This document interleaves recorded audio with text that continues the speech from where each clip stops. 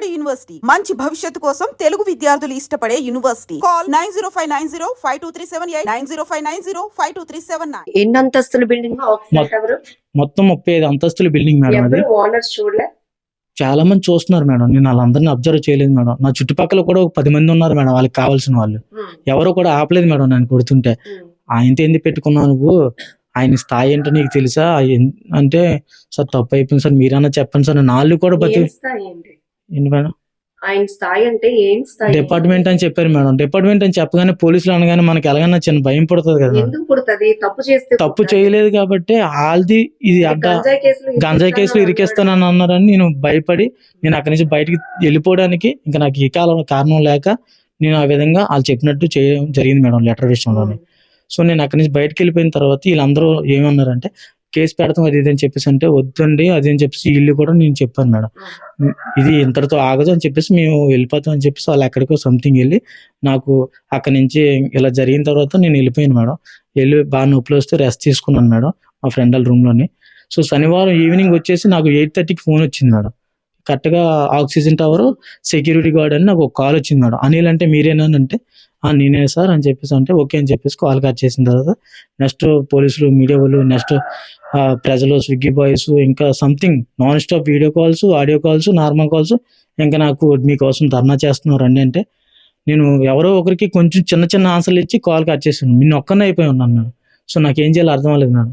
తర్వాత ఏమో ఇలాగా నా కోసం ఎంక్వైరీ చేసి ఇలా మా ఇంటికి పోలీసులు ఇక్కడికి గోల్కొండ మండలం అని చెప్తే ఇక్కడ నుంచి పోలీసులు వచ్చి ఇక్కడ మా అమ్మలు అడిగితే వీళ్ళు కాల్ చేస్తే నేను మాట్లాడాను మేడం. ముందు కేసు ఎందుకులే అనుకున్నారు, కానీ మీకోసం అక్కడ మార్కెట్ లో పనిచేసే వ్యాపారస్తులు, మహిళలు మిమ్మల్ని ఒక బిడ్డగా చూసుకొని ఏం జరిగిందో మా మీడియా ముందే చెప్పారు. అప్పుడు ధైర్యం వచ్చిందా మీకు? నాకు జరిగినప్పుడు మాత్రం ఇది మన ఊరు కాదు కదా అని చెప్పేసి నేను నా మనసులో అయితే ఉంది మేడం. చదువుకున్న ఫ్యూచర్ ఉంది అని చెప్పేసి నేను అక్కడి నుంచి నాకు నేనే తగ్గించుకొని వెళ్ళడం జరిగింది మేడం. ఎప్పుడైతే వీళ్ళందరూ నాకు సపోర్ట్ ఇచ్చి మాట్లాడారో దాని తర్వాత నాకు గుండె ధైర్యం పెరిగింది మేడం. ఇంటి దగ్గర తెలిస్తే ఏమన్నా అవుతుందని భయపడితే మా అమ్మాలు కూడా ఇలా జరిగితే నీ తప్పు ఏం లేనప్పుడు నువ్వెందుకు భయపడతావు అని చెప్పేసి మేము వస్తాము ఆదివారం చెప్పేసి నువ్వు ఆదివారం మార్నింగ్ రావడం జరిగింది మేడం. నేను నైటే కొంతమందికి ఇన్ఫార్మ్ చేశాను మేడం. ఇప్పుడైతే నేను రాలేనండి, నేను రేపు సబ్మిట్ అవుతానండి, ఎక్కడికి రమ్మంటే అక్కడికి వస్తాను అని చెప్పేసి అంటే మా అమ్మ నాన్న ఇద్దరు అందరూ వచ్చి మా ఫ్యామిలీ మెంబర్స్ వచ్చి గాజువాక ఆర్కే హాస్పిటల్లో అడ్మిట్ చేశారు మేడం నన్ను. అక్కడ మొత్తం ఎమ్మెల్సీ అవన్నీ చేయించి తీసుకొని అక్కడికి నేనే పోలీసులకు కాల్ చేసి సిఐ గారికి, ఎంవిపి సిఐ గారికి కాల్ చేసి నేనే ఇన్ఫార్మ్ చేశాను మేడం.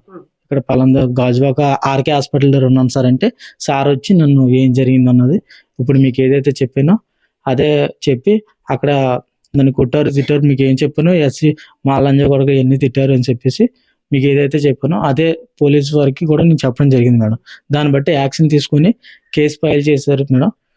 దాన్ని బట్టి ఇప్పుడు అరెస్ట్ చేస్తామని చెప్పారు మేడం. ఇప్పుడు ఆ అమ్మాయి కూడా మీ పైన కేసు పెట్టిందంట, ఆ విషయం పోలీసులే చెప్తున్నారు, మీకేమైనా తెలుసా? నాకైతే ఆ విషయం ఏది తెలియదు మేడం. కాకపోతే కరెక్ట్ గా పర్ఫెక్ట్ ఎవిడెన్స్ ఏదన్నా కావాలి అనుకుంటే అక్కడ సీసీ ఫుటేజ్ కూడా ఉంటాయి మేడం. మరి మీరు డిమాండ్ చేస్తున్నారా సీసీ ఫుటేజ్ రివీల్ చేయాలని? ఇప్పుడు డిప్లొమా చదివారు, జాబ్ కి అటెండ్ అవ్వడానికి వెళ్ళారు, ఈ లోపు 2 రోజులు స్విగ్గీలో పనిచేస్తే ఎంతో కొంత ఖర్చులకు వస్తుందనే ఉద్దేశంతో ఫస్ట్ డెలివరీకి ఇవ్వడానికి వెళ్ళిన మీకు ఇంత అవమానం జరిగింది. బట్ ఇప్పుడు మీ పైన కూడా కేసు ఫైల్ అయిందని పోలీసులు చెప్తున్నారు. మీ నుంచి ఏం డిమాండ్ చేస్తున్నారు? నా నుంచి ఏంటంటే మేడం, అక్కడ చాలా మంది చూసారు మేడం, వాళ్ళందరూ నాకు support madam first of all. Second ఏంటంటే అప్పటికి ఆ అమ్మాయిని నేను ఏదన్నా అన్నాను అది ఇది అని చెప్పేసి అంటే, ఒకవేళ ఆ అమ్మాయిని నేను ఏదన్నా ఉంటే నేను లిఫ్ట్ దగ్గరికి వెళ్ళిపోయి వెనక్కి రాను మేడం. ఎందుకంటే ఆ అమ్మాయి నేను ఏదన్నా అంటే నన్ను ఏదన్నా అంటారని నేను అటు నుంచి అటే వెళ్ళిపోవాలి మేడం. ఆ అమ్మాయి పిలిచినప్పుడు కూడా నేను మర్యాద వెనక్కి వచ్చాను మేడం. నెక్స్ట్ పాయింట్ ఏంటంటే సీసీ ఫుటేజ్ తీస్తే మొత్తం తెలిసిపోద్ది మేడం ఎవరిది తప్పు ఎవరిది రైట్ అన్నది. ఇప్పుడు వరకు ఎంత జరిగింది కానీ మేడం, ఆయన ఫోటో కానీ నా ఫోటో, స్విగ్గీ ఐడి ఫోటో అందరూ వేస్తున్నారు మేడం. నేను దానికి ఇబ్బంది పడలేదు మేడం. ఎందుకంటే నేను తప్పు చేయలేదు కాబట్టి నేను ధైర్యంగా నించోగలుగుతున్నాను మేడం. ఇప్పుడు సార్ అని పిలవలేనందుకు ఇంత దారుణంగా ఇంత దాష్టికంగా ప్రవర్తించిన ప్రసాద్ 2914 ఫ్లాట్ ఓనర్, మళ్ళొక్కసారి ఆ ఫోటో అందరికి చూపించండి ఐడియా ఛానల్ నుంచి. చూపిస్తుంది. ఇప్పుడు మీ ఆవేదన అర్థమైంది. దెబ్బలు తిన్న నా ఫోటోలు అందరూ చూపిస్తున్నారు కానీ అతని ఫోటో చూపించట్లేదు. మీడియా ముందు కూడా ఎక్కడ ఆయన ఫోటో కానీ ఏది వేయలేదు మేడం. ఆయన ఫోటో ఇది మేడం, ప్రసాద్ గారి ఫోటో ఇది మేడం. సార్ అని పిలిచిన పిల్లలైనందుకు, అన్నాన్ని పిలిచినందుకు నన్ను తీవ్రంగా హింసించే ఫోటో ఈయన మేడం. పోలీసుల నుంచి మీరేం న్యాయం కోరుతున్నారు ఇప్పుడు? ఆయనకైతే శిక్ష పడాలి మేడం కంపల్సరీ. ఎందుకంటే నా కోసం చాలా మంది ఎస్సీ యూనియన్ తరపుని, నెక్స్ట్ స్విగ్గీ బాయ్స్, నెక్స్ట్ నా తరపుని ఉన్న అక్కడ చూసిన ప్రజలు అందరూ, లేడీస్, అదే మేడం అందరికన్నా ముఖ్యంగా అయితే ఇది ఎంత పోరాటం చేసి ఇంత విజయంగా నాకు ఎంత బాగా సపోర్ట్ చేసింది ఎవరంటే ఆ చుట్టుపక్కల ఉన్న ladies madam. First of all వాళ్ళందరికీ నా తరపుని నిజంగా థ్యాంక్స్ చెప్పినా కూడా సరిపోదు మేడం. వాళ్ళ వల్ల ఇదంతా కూడా మీ నాకు ఊరు కాదు అనుకున్నారు కానీ మీకు ఎంత సపోర్ట్ గా నిలబడ్డారు. నాకు దాని జరిగింది అక్కడ. అవును మేడం. ఆ ఒక్క ఉద్దేశంతోనే నేను ఏదైనా చేయగలను, ఇంతమంది నా వెనకాల ఉన్నారు అని చెప్పేసి నేను భయపడలేదు మేడం. ఎప్పుడైతే ఈ హాస్పిటల్లో ఉన్న వల్ల నేను ఎవరితో టచ్ లో ఉండలేకపోయాను మేడం. ఇదంతా అయిన తర్వాత పోలీసు వారు ఆ ఎఫ్ఐఆర్ ఇవన్నీ ఫైల్ చేసిన తర్వాత నేను దేనికైనా సరే చెప్పడానికి రెడీ అయ్యాను మేడం. కొన్ని చోట్ల స్విగ్గీ బాయ్స్ అంటే డెలివరీకి ఇవ్వాల్సిన బాయ్స్ కూడా కొంత ఇబ్బందికర సిచ్యువేషన్ క్రియేట్ చేస్తున్నారు, అవి ఉన్నాయి. బట్ కొన్ని చోట్ల ఇలా దాడులు జరుగుతున్నటువంటి సంఘటనలు ఉన్నాయి. సో మీ కేసే ఒక ఇన్స్పిరేషన్ గా ఉండాలని అనుకుంటున్నారు? ఖచ్చితంగా మేడం. నా కేసు ప్రజలందరికీ, ప్రతి ఒక్కరికి కూడా ఇది ఒక పెద్ద స్థాయివాడు వేరు, చిన్న స్థాయివాడు వేరు అన్నది కాకుండా అందరూ మనుషులే, ప్రతి ఒక్కరికి కూడా ఒకేలాగా ఉండాలి. ఇప్పుడు స్విగ్గీ వాళ్ళు ఆర్డర్ పెట్టుకున్నారు మేడం. అక్కడ వచ్చేది మాకు 30 రూపాయలు 20 రూపాయలు మేడం ఆర్డర్ మీద. ఆయన మాకు 20 రూపాయలు 30 రూపాయలు ఇంకా మాకు ఏదో జరగక మేము అలాగే చేయాల్సి వస్తుంది కానీ తప్పించి మేడం ఆయన పెద్ద స్థాయి అని చెప్పేసి కోటీశ్వర్లు ఇవన్నీ చెప్పేసి మమ్మల్ని వీళ్ళకి హింసించి ఇష్టం వచ్చినట్టు క్యాస్ట్ పరంగా తిట్టడం అన్నది నాకు అయితే మరి ఆయన ఉద్యోగం కరెక్ట్ కాదు. అంటే డెలివరీ బాయ్స్ అంటే ఒక చిన్న చూపు ఉందా, మీరు చదువుకోలేని వాళ్ళు అలా అని? అంటే ఇక్కడ చూపే మేడం డెలివరీ బాయ్స్ మీద మాత్రం ఖచ్చితంగా ప్రతి ఒక్కరు కూడా ఆర్డర్ పెడితే వాళ్ళు ఎక్కడికి కావాలంటే ఏ ఫ్లోర్ అయితే ఆ ఫ్లోర్ మేము కరెంట్ పోయిన సార్ లిఫ్ట్ రన్ అవ్వకపోయినా ఎన్ని ఫ్లోర్ అయినా స్టెప్స్ ఎక్కి పైకి తీసుకెళ్ళాలి మేడం. ఎంత మిగులుతుంది అందులో మాకు ఏం మిగలదు మేడం. పొద్దున్నే సాయంత్రం 15 ఆర్డర్లు వేసి ఒక 500 600 అలాగా వస్తాయి మేడం. అది ఏ రోజు ఎంత వస్తాయి కూడా తెలియదు మేడం. అంత కష్టపడి మేము ఊరు వదిలేసుకొని ఇప్పుడు ఈ ఆక్సిజన్ టవర్ లో 29వ ఫ్లోర్ కి వెళ్ళి మీరు 2914 కి ఫిష్ ఆర్డర్ ఇచ్చారు కదా, ఆ ఒక్క ఆర్డర్ కి మీకు ఎంత వచ్చింది? అక్కడ నాకు 50 రూపీస్ అలాగ వస్తే అందులో 25 రూపీస్ కట్ అయిపోయింది మేడం. అందులో నాకు వచ్చింది 30 రూపీస్ మేడం. అవును మేడం. ఇదంతా ఎందుకు చెప్తున్నామంటే స్విగ్గీ బాయ్స్ అంటే డెలివరీ బాయ్స్ ఎంత కష్టపడతారు, వాళ్ళ స్థితిగతులు వేరు, వాళ్ళ ఎడ్యుకేషన్ వేరైనప్పటికీ కొన్నిసార్లు వాళ్ళ క్వాలిఫికేషన్ కి తగ్గట్టు జాబ్స్ రాక అలా అని ఖాళీగా ఉండడం ఎందుకు, మనపైన ఆధారపడ్డ కుటుంబ సభ్యులకి ఏదో రకమైన చేయూత ఇవ్వాలి, ఫైనాన్షియల్ గా మనం కూడా స్టేబుల్ అవ్వాలనే ఉద్దేశంతో వాళ్ళు ఇలాంటివి చూస్ చేసుకుంటూ ఉంటారు. అంతే కదా, ఈ క్రమంలోనే కదా మీరు అది. ఇప్పుడు ఏదైనా సరే మనీతోనే కదా మేడం కుడిపడి ఉంది. ఎంతో కొంత వస్తే జోలో రూపాయి ఉంటే మనకు దేనికైనా ఒక మంచినీళ్ళు తాగాలన్నా ఒక 20 రూపాయలు ఉండాలి కదా మేడం. సిటీలోకి వెళ్ళిన తర్వాత ఎంతో కొంత మన చేతిలో ఉంటే బెటర్, సాయంత్రం వేస్తే ఒక 500 వస్తాయి అనే ఉద్దేశంతో నేను స్విగ్గీ. ఇప్పుడు ఈ సమస్య అన్నది మీ ఒక్కరిది కాదు, అందరూ ఓన్ చేసుకున్నారు. ఇక్కడ ఈ మౌనిక పని మనిషిగా పనిచేస్తున్న ఆమె ఎవరైతే ఉన్నారో ఆమెకి మా ఛానల్ నుంచి మీరు రిక్వెస్ట్ ఏమైనా పెడతారా? అంటే తను అక్కడ ఓనర్ దగ్గర పనిచేస్తుంది కాబట్టి భయపడి ఉండొచ్చు, కానీ ఇప్పుడు ఆ అమ్మాయి పట్ల మీరు అసభ్యంగా ప్రవర్తించారని, అందుకోసమే అతను కొట్టాడని, అందుకోసం ఆమె మీ పైన కూడా కంప్లైంట్ ఇచ్చిందని పోలీసులు చెప్తున్నారు. కాబట్టి మీరు ఆమెకి, మీరు ఇందాక ఒక అక్కలాగా అని అన్నారు కదా, మీరు ఏం రిక్వెస్ట్ చేస్తారు? నేను రిక్వెస్ట్ చేసేది ఏంటంటే మేడం, నా తప్పు ఉందో లేదో ఆవిడకి కూడా తెలుసు మేడం. సో నేను వెళ్ళాను, ఆర్డర్ ఇచ్చాను, ఆవిడ కిందకు వచ్చి కూడా చెప్పారు మేడం తప్పు లేదు అన్నట్టు. మళ్ళీ ఇప్పుడు కేసు ఎందుకు పెట్టారో కూడా నాకు ఇప్పటికీ కూడా తెలియలేదు మేడం. అవును. అతనికి నెక్స్ట్ ఇంకోటి ఏంటంటే మేము కంప్లైంట్ ఎప్పుడో రేజ్ చేసాం మేడం. ఎప్పుడైతే ఇది ఇష్యూ జరిగిందో పోలీసులు ఇదంతా చేయడం వల్ల ఆవిడ నిన్న కంప్లైంట్ చేసినట్టు మాకు కొంతమంది ఫోన్ చేసి చెప్పారు మేడం. దానివల్ల ఏంటంటే ఆ అమ్మాయి నేను ఏమనుకుంటా కంప్లీట్ చేశారు మేడం. వాళ్ళకి ఏ ఆప్షన్ లేక ఆ విధంగా అక్కడ ఆ అమ్మాయి ఉంది కాబట్టి ఆ అమ్మాయి ద్వారా ఏదో ఒకటి రివెంజ్ చేసి ప్లాన్ చేయాలని చెప్పేసి వాళ్ళు ఇలా చేయడం జరిగింది. ఇదంతా తేలాలంటే ఏముండాలి ఆధారం? ఖచ్చితంగా సీసీ ఫుటేజ్ ఉండాలి మేడం. ఇన్ని రోజులు అయింది కానీ సీసీ ఫుటేజే నేను ప్రొడ్యూస్ చేయమంటున్నాను మేడం. అందులో తప్పు ఎవరిదో రైట్ ఎవరిదో, నేను ఎంతసేపు ఉన్నాను అమ్మాయి దగ్గర, కిందకు వచ్చిన అన్ని ఎంత హింసించారు అన్నది అక్కడ అంతా సీసీ ఫుటేజ్ లో రికార్డ్ అవుతుంది కదా మేడం. అంత పెద్ద బిల్డింగ్ ఉంది మేడం, అందులో కంపల్సరీ సీసీ ఫుటేజ్ అన్నది ఉంటుంది మేడం. అనుమానం ఉంటుంది మేడం. చిన్న సొందు నుంచి కూడా పెద్ద ఇది కూడా ఉంటుంది మేడం. అది ఒకటి తీస్తే ఏంటన్నది నేను ఆ అమ్మాయిని ఏమి అన్నాను ఏంటో అన్ని తెలిసిపోతాయి మేడం. ఈ నన్ను ఎంతసేపు కొట్టారు, నేనేం చేశాను, అదంతా కూడా అక్కడ సీసీ ఫుటేజ్లో రికార్డ్ అవుతుంది మేడం. నా చుట్టూ ఎంతమంది ఉన్నారు, ఈ డెలివరీ బాయ్స్ ఏం చేశారు, గేట్ దగ్గర ఉన్న ఆడవాళ్ళందరూ నా కోసం ఏం చేశారు అన్నది కూడా ఆ సీసీ ఫుటేజ్లో ప్రతిదీ కూడా ఉంటుంది మేడం. నేను బయటికి వెళ్ళినంత వరకు కూడా గేట్ బయటికి వెళ్ళి నన్ను ఇలాగా అంటే నాదే తప్పు అన్నట్టు క్రియేట్ చేసేలాగా ఆయన నన్ను షర్ట్ ప్యాంట్ తీసేస్తే తల దించుకొని వెళ్తే ఇంక ఈడపోతలే అని చెప్పేసి ఆయన ఆ విధంగా చేయడం జరిగింది మేడం. నన్ను ఇది ఇప్పుడు అనిల్ చెప్తున్నది. ఖచ్చితంగా నాపై ఇంత దాష్టికంగా ప్రవర్తించినటువంటి ప్రసాద్ ఫోటో మీడియా ద్వారా అందరికీ తెలియాలి. దాంతో పాటు ఏదైతే ఇప్పుడు నాపై తిరిగి అభాండం వేయడానికి కేసు నుంచి డైవర్షన్ కోసం ఆ అమ్మాయిని నేనేదో అసభ్యంగా ప్రవర్తించినట్టు తిరిగి కేసు పెట్టించారు. ఖచ్చితంగా ఐ డ్రీమ్ ఛానల్ ద్వారా కూడా రిక్వెస్ట్ చేస్తున్నాను, అమ్మాయి వాస్తవం చెప్పాలని ఒక అక్కలాగా తనని ట్రీట్ చేస్తూ నేను అడుగుతున్నాను. ఎందుకంటే నేను డిప్లొమా చదివాను, జాబ్ కోసం ట్రై చేస్తూ ఒక 2 రోజుల పాటు స్విగ్గీలో లాగిన్ అవ్వడం వల్ల ఎంతో కొంత ఖర్చులకు వస్తుందన్న ఉద్దేశంతో ఫస్ట్ డెలివరీ చేసిన నాకు ఇలాంటి బ్యాడ్ ఎక్స్పీరియన్స్ వచ్చింది. ఇంకా నేను ఆత్మస్థైర్యంతో ముందుకు వెళ్ళగలుగుతున్నాను కాబట్టి సరిపోయింది. మరొకరు అయితే గనక వాళ్ళు ఏం చేసుకోవడానికైనా సిద్ధపడతారు. అంత అవమానం నాకు జరిగిందని చెప్తున్నాడు. అలానే తనకు న్యాయం జరగడంతో పాటు సీసీటీవీ రికార్డు కూడా మీడియా ద్వారా పోలీసులు రివీల్ చేయాల్సిన అవసరం ఉందని కూడా డెలివరీ బాయ్ అనిల్ చెప్తున్నాడు. విశాఖ జిల్లా సీతమ్మ దారిలో ఉన్న ఆక్సిజన్ టవర్ లో ఫుడ్ డెలివరీ ఇవ్వటానికి వెళ్ళినటువంటి డెలివరీ బాయ్ అనిల్ పై ఫ్లాట్ నెంబర్ 2914 ఓనర్ ఎవరైతే ప్రసాద్ ఉన్నారో ఎంత అనుచితంగా దాడి చేశారో మీ అందరికీ తెలిసిన విషయమే. సో ఇప్పుడు మనం డెలివరీ బాయ్ వాళ్ళ సొంత ఊరికి వచ్చాం. వాళ్ళ అమ్మా నాన్నతో అలాగే చుట్టుపక్కల వాళ్ళతో కూడా ఒకసారి మాట్లాడదాం. ఏం జరిగింది? ఇది 21వ తేదీన రాత్రి వెలుగు చూసినప్పటికీ ఇప్పటికీ కూడా పోలీసులు ఇన్వెస్టిగేషన్ జరుగుతూనే ఉందని చెప్తున్నారు. ఒకవైపు ప్రసాద్ పైన పలు సెక్షన్స్ కింద కూడా కేసు ఫైల్ చేశాము, అందులో అట్రాసిటీ కేసు కూడా ఉందని చెప్తున్నారు. మరొక వైపు ఈ డెలివరీ బాయ్ అనిల్ అక్కడ పని మనిషిగా చేస్తున్న మౌనికపై అసభ్యంగా ప్రవర్తించడం వల్లే కొట్టాను అని ప్రసాద్ వివరణ ఇవ్వడంతో ఇటు ఆ అమ్మాయి ఇచ్చిన కంప్లైంట్ మేరకు డెలివరీ బాయ్ అనిల్ పై కూడా కేసు ఫైల్ చేశామని ఏసీపీ చెప్తున్నారు. అసలు ఏం జరిగింది? తల్లిదండ్రుల దగ్గర ఏ పిల్లలు అబద్ధం చెప్పరు కదా, ఏం జరిగింది? అసలు వీళ్ళకేం చెప్పాడు అనిల్ ఇంటికి వచ్చిన తర్వాత? ఆ విషయాలు తెలుసుకుందాం. ఇది 21వ తేదీన జరిగింది కదండి. ఆ తర్వాత మీ అబ్బాయి ఎప్పుడు మీ ఇంటికి వచ్చాడు? హాస్పిటల్లో కూడా జాయిన్ అయినట్టున్నాడు. జాయిన్ అవ్వలేదమ్మా. అప్పటికి గొడవ జరిగింది అనే సంగతి మాకు కూడా తెలియదు. శనివారం నైట్ 9:30కి మాకు రోలుగుంట మండలం నుంచి పోలీస్ కానిస్టేబుల్స్ ఇద్దరు వచ్చారు. ఇద్దరు వస్తే మమ్మల్ని అడిగారు, మీ అబ్బాయి ఎక్కడున్నారు? అలాగని. మీ అబ్బాయి ఎక్కడున్నారంటే వైజాగ్ వెళ్ళాడు బాబు పని చేసుకోవడానికి అని చెప్పేసి అన్నాం మేము.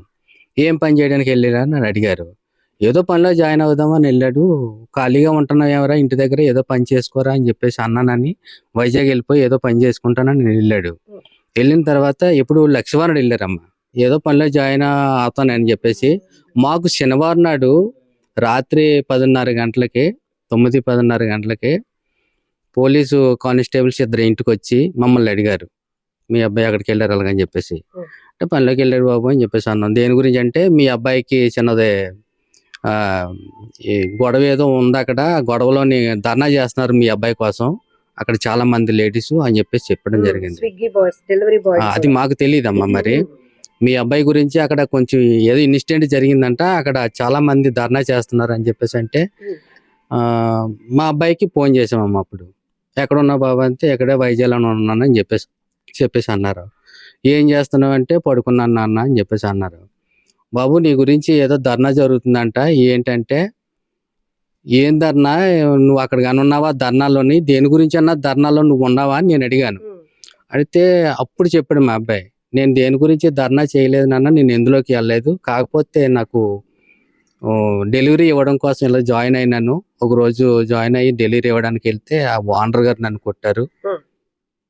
నన్ను కొట్టిన తర్వాత చాలా సేపు అక్కడ అరెస్ట్ చేశారు, కర్రతో కొట్టారు అని చెప్పేసి అక్కడ జరిగిన విషయాలన్నీ నాతో చెప్తున్నాడు. చెప్తుంటే పక్కనే ఎవరు లేరు, ఒకడే పడుకొని ఉన్నాడు. లేపు అడిగినాం మేము. ఫోన్ చేస్తే లేచినాడు, కొంచెం డల్గా మాట్లాడుతున్నాడు. ఏం బాబు అని చెప్పేసి అంటే ఈ విషయం అంతా చెప్తున్నాడు. ఇలాగా ఎందుకు కొట్టారు, ఏం జరిగింది ఆ రోజు? కొట్టారు అంటే ఎందుకంటే మాకు మా అబ్బాయి చెప్పిన ఇన్ఫర్మేషన్ అయితే డెలివరీ ఇవ్వడానికి వెళ్ళాను, వెళ్ళిన తర్వాత ఒక అమ్మాయి వచ్చింది, ఆ ఇంట్లో పనిచేసే వాళ్ళు అనుకున్నాను. అమ్మాయికి డెలివరీ ఇచ్చాను నేను. డెలివరీ ఇచ్చిన తర్వాత తీసుకొని నేను వెంటనే మళ్ళీ లిఫ్ట్ దగ్గరికి వెళ్ళిపోయాను. అంతట్లోని వెనకాల ఆ సార్ రమ్మన్నారని మళ్ళీ అమ్మాయి వచ్చి నన్ను పిలిచింది. వెళ్ళాను. ఎందుకన్నా, ఎందుకు పిలిచారన్నా అనే మొక్క అన్నాను నేను. అంటే నేను నీకు అన్న ఏంట్రా, నేను నీకు అన్ని అన్నయ్యనా, నువ్వు నాకు కానీ తమ్ముడు ఎవడోరా నువ్వు అన్న అనడానికి సార్ అని పిల్లలు కదా అని చెప్పేసి సీరియస్ పడ్డాడట. నేను ఏం తప్పు అన్నాను ఆ సార్ అని చెప్పేసి అన్నారంట. ఈ స్పీడ్లోని మాకు ఇటు సైడ్ నుంచి అన్న అనే మాట మాకు ఎక్కువ వచ్చేస్తుంది అమ్మా. ఈ సార్ అనే మొక్క మాకు రాదు. అన్న అనే మాట ఎక్కువ చెప్పన్నా ఏంటన్నా, ఏం లేదంటే ఏ గురు ఇలా చెప్పగలం కానీ సార్ అనే మొక్క మాకు త్వరగా రాదు. అందు గురించి ఆ మొక్కను నీ స్థాయి ఏంట్రా, నా స్థాయి ఏంట్రా, నువ్వేమో ఆఫ్టర్ ఒక డెలివరీ బాయ్వి, నన్ను అన్న అనవేంటి, నువ్వు సార్ అని పిలవాలి కదా అని చెప్పేసి సీరియస్ పడి గొడవ పడ్డాడట. గొడవ పడితే సార్ ఏది లేదు సార్, నేను వెళ్ళిపోతానులేండి, మీకు ఎలాగ డెలివరీ ఇచ్చాను కదా అని బ్యాకప్ వెనక్కి మళ్ళేసాడంట. వెనక్కి మళ్ళేసి లిఫ్ట్ దగ్గరికి వెళ్ళాడట. లిఫ్ట్ దగ్గరికి వెళ్తే తొందరగా లిఫ్ట్ రాలేదు. అంటే కింద నుంచో పై నుంచో మొత్తానికి ఈడుండేది 29 ఫ్లోర్లు పైన ఉన్నాడట. అంటే ఇంకా 36 ఫ్లోర్లు ఇంకా పైన ఉన్నాయంట. మొత్తం ఆ ఫ్లాట్ మొత్తం 36 ఫ్లోర్లు, 29 ఫ్లోర్లు అక్కడ ఉంటే ఆ లిఫ్ట్ రాక వెయిట్ చేస్తుంటే కాలర్ పట్టుకొని లాగి కొట్టాడట. మా అబ్బాయి మాతో చెప్పిన విషయం. కాలర్ పట్టుకొని కొడితే ఇలాగ అడ్డుకున్నాడట మేడం. అడ్డుకుంటే అయినా సరే కొట్టాడట. కొడితే నన్ను కొట్టేస్తున్నాడు అని చెప్పేసి భయంతో లిఫ్ట్ రాలేదు కదా అని చెప్పేసి మెట్ల మార్గంలోని త్వరగా వెళ్ళిపోదాం అని చెప్పేసి మెట్ల మార్గంలోకి వెళ్ళిపోతాడంట. 29 ఫ్లోర్లు కంటిన్యూగా దిగొచ్చాడు మేడం. ఆయన కూడా ఆ 29 ఫ్లోర్లు దిగొస్తుంటే వెనకాల వెంటబడి సెక్యూరిటీ గార్డులతోటి ఈ వచ్చే కుర్రోడ్ని బ్లాక్ చేయండి, అక్కడ మీరు గేట్ వేయండి అని చెప్పేసి అన్నాడట. ఆ ప్రసాద్ అనే అతను గేట్ వేసారట. ఈ ఎంత ఫాస్ట్ గా వచ్చినా సరే గేట్ వేసేస్తే బయటికి వెళ్ళలేరు కదా మేడం ఎవరైనా. అక్కడికి వచ్చి ఆగిపోయాడట. ఆగిపోతే వచ్చి కొట్టేస్తున్నాడంట. కొట్టేస్తుంటే ఆ పక్కనే చాలా మంది అందరూ చూస్తుంటారు. ఆ ఫ్లాట్ లో ఉన్న వాళ్ళు కొంతమంది వచ్చారట. వచ్చినా ఎవరు ఏమనలేదట. సెక్యూరిటీ గార్డులు కూడా అక్కడ ఉన్నారట. వాళ్ళు కూడా ఏమనలేదట. కొడుతుంటే నేను ఏం తప్పు చేసినాను సార్, మిమ్మల్ని నేను ఏదన్నా అన్నానా, ఏమన్నా చేశానా, మమ్మల్ని ఎందుకు కొడుతున్నారు సార్, ఏదో డెలివరీ ఇవ్వడానికి వచ్చాను అంతవరకే కదా సార్, నేనేమన్నా తప్పు చేశానా అని చెప్పేసి అన్న. అంటే ఆ అమ్మాయిని నువ్వు మేడం అని అనలేదు కదరా అని చెప్పేసి అన్నారట. నన్ను అన్న అన్నవేంట్రా నువ్వు అని చెప్పేసి అన్నారట. అనేది ఎలాగని చెప్పేసి కొడుతూనే ఉన్నాడంట మేడం. కొడుతూనే ఉంటే ఆ వెనకాల సెక్యూరిటీ గార్డులు వాళ్ళు చాలా మంది, తర్వాత ఆ స్విగ్గీలో పనిచేసి కుర్రలు 10 మంది కుర్రలు గేట్ దగ్గర వెయిట్ చేస్తున్నారు. వాళ్ళు పార్సల్ తెచ్చి ఆ తర్వాత బజార్, అక్కడ ఏదో బజార్ ఉందట. ఆ బజార్లను కూడా చాలా మంది ఆడవాళ్ళు మగవాళ్ళు చూస్తున్నారంట. చూస్తుంటే వాళ్ళు కూడా అడిగారట, ఆ బాబుని ఎందుకు కొడుతున్నారు మీరు, అంత దారుణంగా ఎందుకు కొడుతున్నారు అని చెప్పేసి. అంటే మీకు సంబంధం ఏంటమ్మా, మీరు బయట ఉన్నారు కదా, మీరు బయట ఉన్న వాళ్ళు మీకు సంబంధం, మీరు వెళ్ళిపోండి, ఈ కుర్రాడు ఏం చేశాడు మీకు తెలుసా, అందుకే కొడుతున్నాను అని చెప్పేసి ఆయన వాళ్ళకి చెప్పడం జరిగిందంట. వాళ్ళేమో మరి బయట ఉన్న వాళ్ళు ఎవరు అడగలరమ్మా, ఏదో తప్పు చేసినాడు అని చెప్పేసి అని అనుకుంటారు తప్ప. అప్పటికే బట్టలు కూడా ఇప్పించాడు. లేదమ్మా, మా అబ్బాయి బట్టలు కూడా ఇప్పించడం లేదు. తర్వాత కొట్టేసిన తర్వాత బట్టలు ఇప్పేమన్నాడట.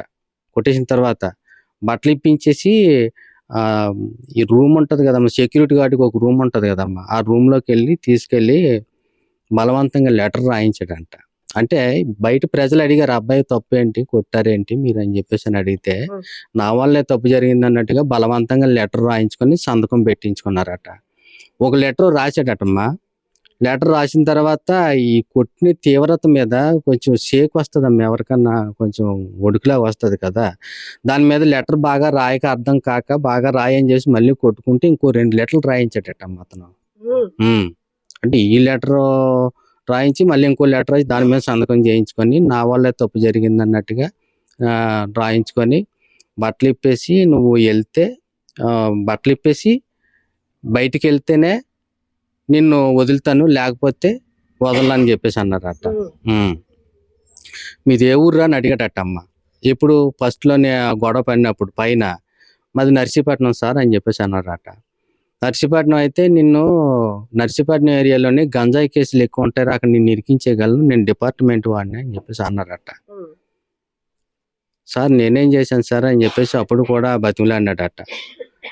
ఏదైనా సరే నిన్ను మాత్రం చాలా దారుణంగా ఆ డిపార్ట్మెంట్ లో పని చేస్తున్నాను, డిపార్ట్మెంట్ వాళ్ళని అని చెప్పేసి అన్నారట అతను. కొట్టేసి బట్టలు ఇప్పేసి లెటర్ రాయించేసుకొని, సార్ నా వల్ల తప్పు ఉంటే ఆ అమ్మాయిని పిలిపించండి, ఆ అమ్మాయిని పిలిపించిన తర్వాత మీరే అడగండి అని చెప్పేసి చాలా మంది అక్కడ ఆ అపార్ట్మెంట్ వాళ్ళు కింద ఉంటే ఓ 10-15 మంది ఉంటే వాళ్ళ దగ్గర కూడా అడిగించారట అమ్మ.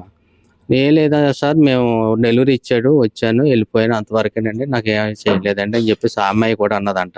ఇందులో నా వల్ల తప్పేం లేదండి, అయినా నన్ను కొడుతున్నారు అని చెప్పేసి అన్నారు. ఇప్పుడు ఆ అమ్మాయి మీద అంటే ఆ అమ్మాయి పట్ల అసభ్యంగా ప్రవర్తించడం వల్లే కొట్టానని ఈ ఓనర్ చెప్తున్నాడట ప్రసాద్. మరి జరిగినది కప్పుపుచ్చుకోవడానికి ఏదో ఒకటి చెప్తారు కదమ్మా. ఇప్పుడు మా అబ్బాయిని కోర్టు కోసం కోర్టు విద్యలు అన్నట్టు ఇక్కడి నుంచి అక్కడికి పంపించి ఏదో పని చేసుకోరా నాయన అని చెప్పేసి పంపించిన తర్వాత ఏదో పనిలో జాయిన్ అయిన తర్వాత ఏ దొంగతనమో ఏదో చేసుకునేవాడు అయితే ఎక్కడైనా దొంగతనం చేసుకుంటాడు. కానీ అంత కష్టపడి మేము ఎలాంటి వాళ్ళు నాకు తెలుసు. అక్కడ ఆడవాళ్ళు ఉన్నారు, మా పిల్లడు అలాంటి తప్పు ఎప్పుడు కూడా చేయలేదమ్మా. ఆడవాళ్ళు అన్న అక్క అమ్మ అలాగానే పిలుస్తారు, కనీసం ఇంకా ఎవరితోనూ కూడా సరిగ్గా మాట్లాడరమ్మా. మా పిల్లలు అలాంటిది అతన్నే అన్న అని పిలిచినప్పుడు ఆవిడ్ని అసభ్యకరంగా మాకు మాట్లాడి ధైర్యం కూడా మాకు ఉంటుందా? ఉంటామా? అంత పెద్ద అపార్ట్మెంట్లోకి వెళ్ళి ధైర్యం మేము చేయగలమా? ఏం చదువుకున్నాడండి? డిప్లొమా చేసాడు. ఎప్పుడు జాయిన్ అయ్యాడు స్విగ్గీలో? స్విగ్గీలో లక్షవారం జాయిన్ అయ్యాడమ్మా. 20 తారీఖు 21 ఇక్కడ బయలుదేరి వెళ్ళి అక్కడ జాయిన్ అయ్యి వెంటనే మళ్ళీ అదే రోజు శుక్రవారం నాడు ఆ పనిలో జాయిన్ అయినాడు. సోమవారం నాడు అంటే వెళ్ళిన రోజు ఇంటర్వ్యూకి వెళ్ళాడట. దేనికి ఇంటర్వ్యూకి వెళ్తే శనివారం నాడు జాయిన్ అవ్వు అని చెప్పేసి ఇంటర్వ్యూ లెటర్ ఇచ్చిందంట. ఇంటర్వ్యూలోకి వెళ్తున్నా, వెళ్ళేటప్పుడు ఖాళీగా ఉండడం ఎందుకు అని చెప్పేసి స్విగ్గీలోనే లాగిన్ అయ్యి మొత్తానికి ఏదోలాగా ₹1 డబ్బులు వస్తాయి కదా, మన ఖర్చుల కన్నా పని చేస్తాయి కదా అని చెప్పేసి వెళ్తే ఈ విధంగా మా అబ్బాయి కూడా ఇదే ఫస్ట్ ఆర్డర్ ఆడికి, అదే జాయినింగ్. ఆ పట్టుకెళ్ళిన దగ్గరే ఇలా జరిగింది. దాని గురించి మా అబ్బాయి ఎలా అంటాడో ఈ ఊరందరికీ తెలుసమ్మా. ఎవరిని కూడా ఏ అమ్మాయినన్నా ప్రేమించేలాగుంటే ఎందంటే ఉండిపోను, అది కూడా లేదు. నేను కూడా చాలా చెట్లు అడిగాను, ఏ అమ్మాయినన్నా నువ్వు ప్రేమిస్తే చెప్పరా నీకు పెళ్లి చేస్తానంటే, నేను ఎవరిని ప్రేమించలేదు, నిన్న మీకు నచ్చిన అమ్మాయిని పెళ్లి చెయ్యండి అని చెప్పేసి మాతో ఎన్నో చెట్లు చెప్పాడు. మా ఇద్దరు పిల్లలు కూడా అలాంటి వాళ్ళు కాదమ్మా. మమ్మల్ని కాకపోయినా మా పక్కన ఉన్న వాళ్ళు కూడా మీరు అడగచ్చు. అలాంటి కుర్రలు చాలా నెమ్మదమ్మా, మనసులో దాచుకుంటారు తప్ప బయటికి వినిపించలేరమ్మా ఏది కూడా. సరే మాకు ఎందుకు ఫోన్ చేసి చెప్పలేకపోయాడమ్మా, మేము ఎక్కడ బాధపడుతున్నాం కానీ మాకు చెప్పలేదమ్మా. ఏదో ఇలాగ అయిపోతుందేమో అని అనుకున్నాడు తప్ప భయపడతారు వాళ్ళు, ఏమైపోతారు అలాగని మాకు చెప్పడం మానేసి. ఆ అమ్మాయి పని మనిషి మౌనిక కూడా కేసు పెట్టిందట, ఆ విషయం చెప్పారా పోలీసులు? తెలియదమ్మా మాకు. ఆ విషయాలు మాకేం తెలియలేదమ్మా. ఇప్పుడు అలాగే సాక్షి చెప్పింది కదమ్మా, మళ్ళీ ఇప్పుడు రివర్స్ గా మళ్ళీ ఇలా పెట్టింది. నన్ను ఏమనలేదు, నాకు డెలివరీ ఇచ్చేసి వెళ్ళిపోయాడు అని చెప్పింది కదమ్మా. ఆ రోజు మళ్ళీ ఈ రోజు ఇలాగ మాట్లాడుతుందమ్మా. రాత్రి 10 గంటలకు వచ్చి పోలీసులు చెప్పేసరికి మాకు నిద్ర లేదమ్మా. అసలు తెల్లవారుజామున లేచిపోయి వైజాగ్ వెళ్ళిపోయి అబ్బాయి ఎక్కడ ఉన్నాడో చూసుకొని హాస్పిటల్లో జాయిన్ చేసి అక్కడ ఎన్ని బాధలు పడ్డామన్నదే ఆ దేవుడికే తెలుసమ్మా. మేము చేసిన పని అక్కడ మాకు ఆశ్రయం ఇచ్చేవారు ఎవరు లేరు. కానీ ఎక్కడెక్కడో మసులుకుంటూ ఎక్కడెక్కడో తిరుగుకుంటూ ఈ పోలీస్ స్టేషన్ అంట, హాస్పిటల్ అంట, దేవులాడడం మేము 2 రోజులు అక్కడ నరకం అనుభవించినాం అమ్మ. మేమైతేనే మా పిల్లడు ఏదో చక్రంగా బతుకుతాడు అని చెప్పేసి అనుకున్నాం. అక్కడికి వెళ్ళిన తర్వాత వీళ్ళు తాపులు తింటారు, ఇలా ఒకరి చేత మేము గర్భంగా పెంచుకొని ఆయన చేతిలోని దెబ్బలు తినేటట్టు ఆ విధంగా అక్కడ చేశారమ్మా మాకు. ఇప్పుడు ఈ పని మనిషి ఎవరో తెలియటం లేదు. పని మనిషి కంప్లైంట్ ఇచ్చిన విషయం కూడా బయటకు రాలేదు, కేవలం పోలీసులు మాత్రమే చెప్తున్నారు. ప్రసాద్ పైన ఎలాగైతే కేసులు ఫైల్ చేశామో అలాగే డెలివరీ బాయ్ అనిల్ పై కూడా ఆ అమ్మాయి కేసు పెట్టింది అసభ్యంగా ప్రవర్తించాడని చెప్పి. నమ్ముతున్నారా మీరు? మా పిల్లడికి అలాంటి స్వభావం ఉంటే, అలాంటి గుణాలే ఉంటే ఎందంటే ఉంటాడమ్మా. అంత దూరం వెళ్ళి ఎవరి మీద చెయ్యడమ్మా. ఏ అమ్మాయినన్నా ప్రేమించి పెళ్లి చేసుకుని, లేదంటే అమ్మాయిని ఇక్కడ తీసుకొచ్చి నాన్న నేను ఈ అమ్మాయిని ప్రేమించానని పెళ్లి చేయండి అని చెప్పగల కెపాసిటీ కూడా ఆడికి లేదమ్మా. నేను ఎన్నో సార్లు అడిగానమ్మా, నేను పెళ్లి చేసుకున్నా అంటే ఏ పనిలోనైనా తిరుపతి నేను పెళ్లి చేసుకుంటున్నాను అనుకుంటూ వచ్చాడమ్మా. ఇప్పుడు వరకునా పెళ్లి చేసేద్దామని చెప్పేసి మేము కూడా, చిన్నపిల్లడు ఎదిగేసి వస్తున్నాడు, పెద్ద పిల్లడు కూడా ఎదుగున్నాడు, పెళ్లి చేసేద్దాం అనుకుంటే ఏ పనిలోనన్నా స్థిరపడి అప్పుడు చేసుకుంటాను నాన్న అనుకుంటూ వచ్చాడు తప్ప, అలాంటి విషయంలో ఆడపిల్ల అంటే అలాంటి పనులు జరగవమ్మా. ఆడపిల్ల మీద చాలా గౌరవం అమ్మ, అడిగి శక్తి ఉండాలి కదమ్మా అని చెప్పేసి